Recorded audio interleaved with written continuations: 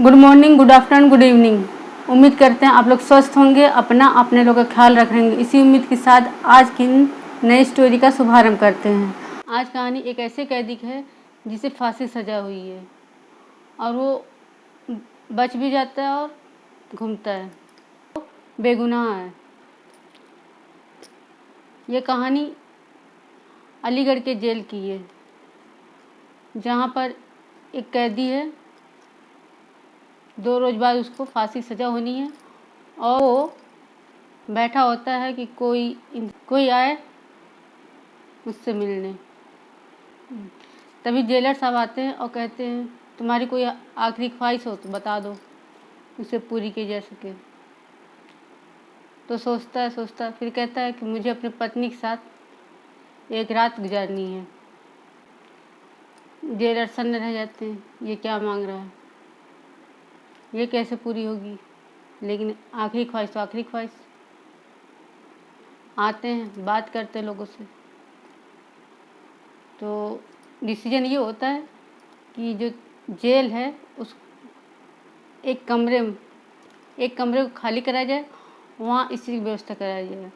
वहाँ पे सारी व्यवस्था जो बात अंदर होगी वो यहाँ सुनने की व्यवस्था कराई जाए। तय होता है, शुरू हो जाता है ये चीज़। अब क्वेश्चन यहाँ बनता है कि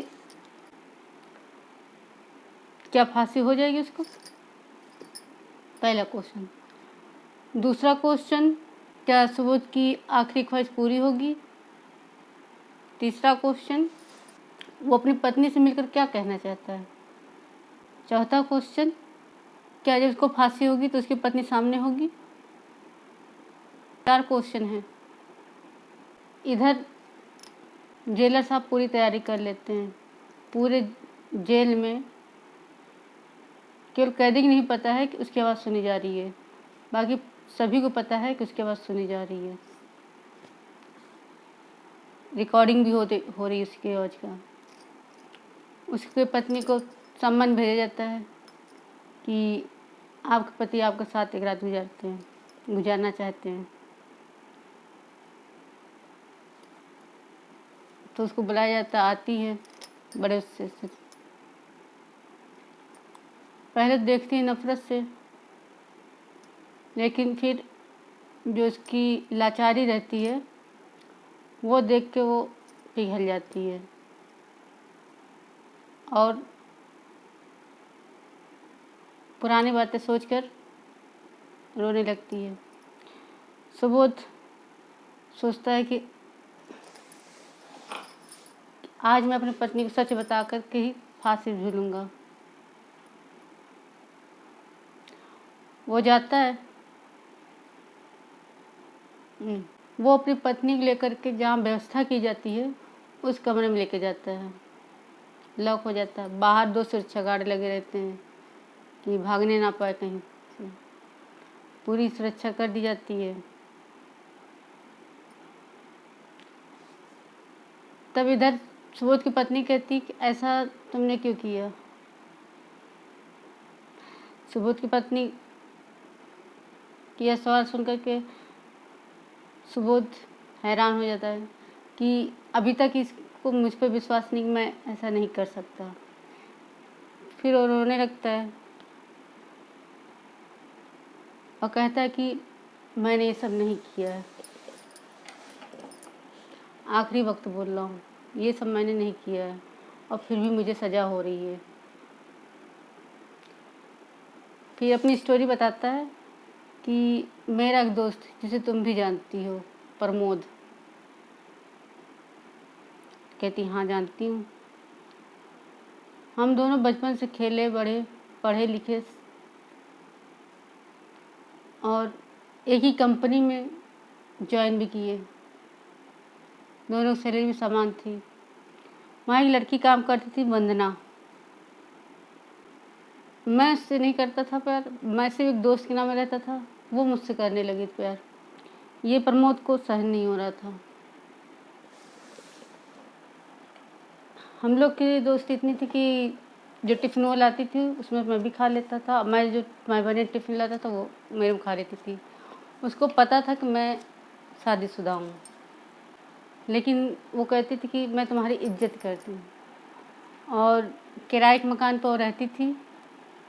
एक दिन मुझको अपने घर बुलाती है। ये प्रमोद को पता रहता है कि मैं उसके घर जाने वाला हूँ, क्योंकि मैंने उसको बता दिया था। जब मैं उसके घर गया था तो मुझे उसने इनवाइट किया था खाने पर, तो कुछ चीज़ें कम पड़ गई थी, तो मुझे भेजती कि जाके सामान लेते आओ। तो मैं बाहर चला जाता हूँ और वहाँ के लोगों को ये चीज़ पता रहता है कि मैं आया हूँ, प्रमोद आया है इसका नहीं पता रहता है। जब मैं बाज़ार चला जाता हूँ तो प्रमोद आता है और उसके साथ सारा कांड करता है। जब वो वहाँ से चला जाता है तब मैं आता हूँ सामान लेकर के, और उसके थोड़ी देर बाद सभी लोग आ जाते हैं मेरे चीखने पर। लोग मुझे ही दोषी मान लेते हैं। ये रोते रोते कह रहा प्रमोद अपनी पत्नी से। वहाँ सभी लोग खड़े हुए, जो बाहर सिक्योरिटी गार्ड है वो भी सुन रहे हैं, अंदर जेलर बैठे हैं वो भी सुन रहे हैं। ये सब सुनने बाद ऐसा हुआ है। उन्होंने मुझे ही मुजरिम मान लिया। मेरे खिलाफ सारे सबूत वहाँ थे, मेरा बैग भी वहाँ था, मैं सामान लेकर पहुँचा ही था सारा सामान वहाँ पर। तब उसके बाद भीड़ आई जब मैं चिल्लाया, लेकिन लोगों ने, वहाँ के लोगों ने मुझे ही दोषी मान लिया। मेरे खिलाफ सारे सबूत हो गए, इसलिए मुझे फांसी सजा दी गई। मैं तुम्हारा गुनहगार नहीं हूँ। ये सुनकर के उसकी पत्नी रोने लगती है और उसका कहती है कि मेरा आज से कानून के ऊपर से विश्वास उठ गया। जेलर ये बात सुनता है, उसको बड़ा दुख होता है। फिर वो सुबह हो जाता है, ऐसे बात करते करते जो तय समय रहता है उसमें उसको जाने का होता है। फिर सुबोध कहता है कि 2 मिनट और रुक जाओ, तो वहाँ जेलर साहब 2 मिनट और रुकने के लिए कह देते हैं। रुकती है, फिर वो आती है, कहती है कि मैं अपने बच्चों को कभी नहीं सिखाऊंगी कि कानून पर विश्वास करें, भारत को नहीं। मेरा कानून पर से विश्वास उठ गया, मैं अपने बच्चों की शिक्षा कभी नहीं दूंगी। तो उधर जेलर साहब कहते हैं यदि ये फांसी हो गई तो आगे वाली पीढ़ी को भी यही शिक्षा मिलेगी, न जाने कितने लोग को शिक्षा मिलेगी ये चीज़। तो तत्काल एक बैठक बुलाते हैं।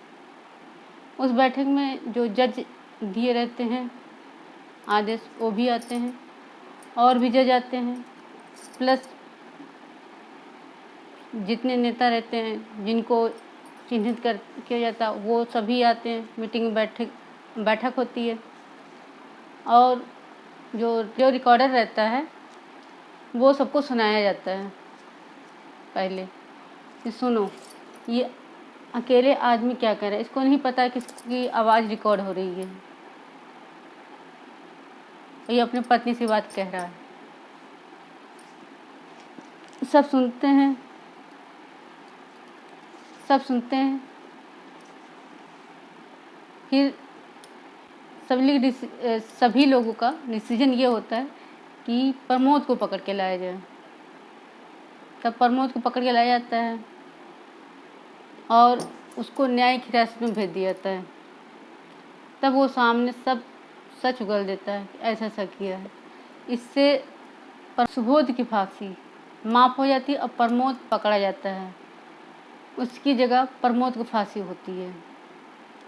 अब जो शुरू में हमारे क्वेश्चन थे वो, क्या सुबोध को फांसी होगी, माफ़ कर दिया गया क्योंकि असली कातिल पकड़ा गया। दूसरा क्वेश्चन था क्या उसको ख्वाहिशें पूरी हुई, पूरी ख्वाहिश पत्नी उसकी आई। तीसरा था मिलकर क्या कहना चाहेगा, वो अपनी बेगुनाही का सबूत बताना चाहता था अपनी पत्नी से कि मैं बेगुनाह हूँ। वो इस तरह नहीं मानना चाहता था, मेरी पत्नी ही ना जाने। और चौथा था क्या उसकी पत्नी फांसी को रहेगी, जब माफ़ कर दिया गया तो उसकी पत्नी उसके साथ नहीं रहेगी। ऐसे बहुत से केस होते हैं कि जिसमें लोग एक दूसरे को फंसाते हैं। और आदमी कुछ नहीं कर पाता। कईयों तो ऐसा हो भी जाता है, फंसा दिया जाता है और सबूत उसके खिलाफ ही रहते हैं सारे, और सज़ा भी हो जाती है। इस चीज़ को सुधारने के लिए काफ़ी चीज़ें बनाई गई हैं, फिल्में बनाई गई हैं, लेख लिखे गए हैं। अब तो ये हो रहा है कि लोग साथ देते हैं कि गलत को सज़ा ना मिले, लेकिन समय के चक्र, कुछ भी हो सकता है। आज की स्टोरी यहीं तक। Good night.